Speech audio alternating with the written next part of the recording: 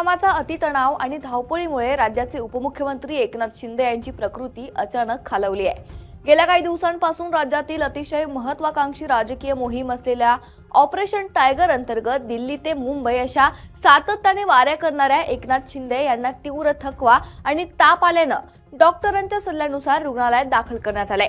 विधिमंडळाचं पावसाळी अधिवेशन सुरू असतानाच त्यांना हा त्रास सुरू झाला होता। मात्र अधिवेशनाचं कामकाज आणि राजकीय घडामोडींचा वाढता ताण यामुळे त्यांनी सुरुवातीला या आजारपणाकडे दुर्लक्ष केलं। अंगावर ताप काढून काम करत राहिल्यामुळे अखेर त्यांची प्रकृती अधिकच बिघडली आहे। त्यानंतर वैद्यकीय पथकानं त्यांना विश्रांती घेण्याचा आणि तातडीने उपचार सुरू करण्याचा सल्ला दिला। सध्या रुग्णालयात त्यांच्यावर उपचार सुरू असून त्यांची प्रकृती स्थिर असल्याचं वैद्यकीय सूत्रांकडून सांगण्यात आलंय। तरी डॉक्टरांचं एक विशेष पथक त्यांच्या आरोग्यावर 24 तास बारीक लक्ष ठेवून आहे। या अचानक उद्भवलेल्या प्रकृती अस्वास्थ्यामुळे एकनाथ शिंदे यांचे पुढील सर्व नियोजित दौरे आणि महत्त्वपूर्ण राजकीय कार्यक्रम तुर्तास रद्द करण्यात आले।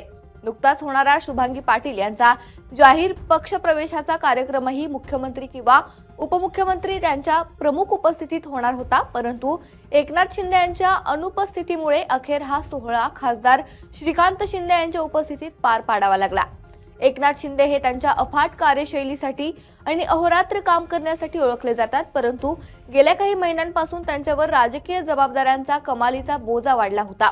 महाराष्ट्रात महायुतीचे सरकार आल्यानंतर आणि नुकताच पार पडलेल्या राजकीय उलथापालथीनंतर पक्षाची पकड मजबूत करण्यासाठी ते सातत्याने धावपळ करत होते।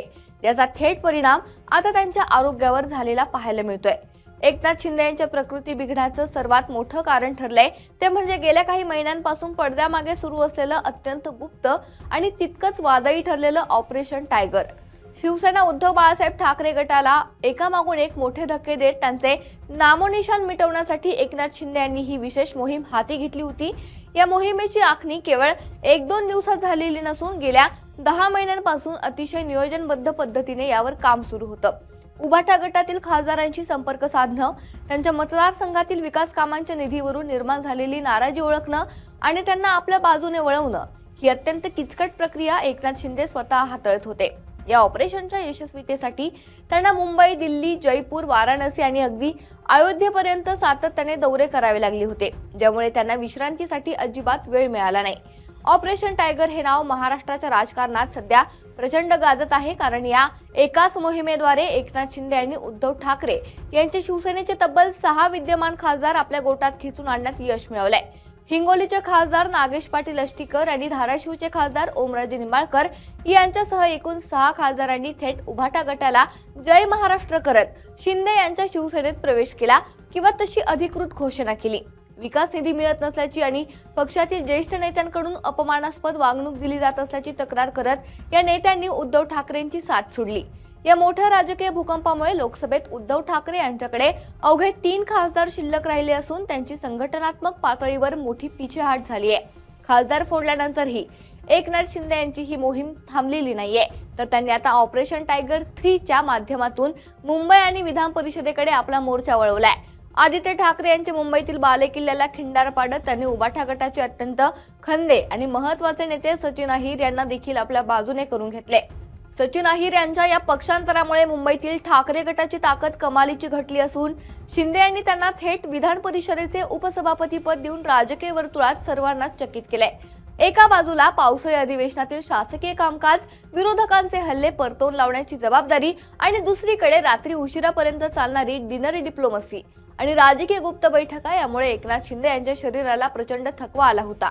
ताणतणाव आणि अपुऱ्या झोपेमुळे शेवटी त्यांच्या शरीराने साथ देणं सोडलं आणि त्यांना उपचारासाठी दाखल व्हावं लागलंय।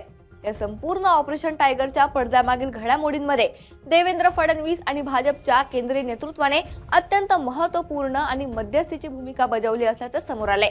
एका टप्प्यावर जेव्हा हे ऑपरेशन काही तांत्रिक कारणांमुळे अडचणीत आलं होतं, तेव्हा देवेंद्र फडणवीस यांनी स्वतः पुढाकार घेऊन दिल्लीतील वरिष्ठ नेत्यांशी समन्वय साधला आणि हा मार्ग मोकळा केला।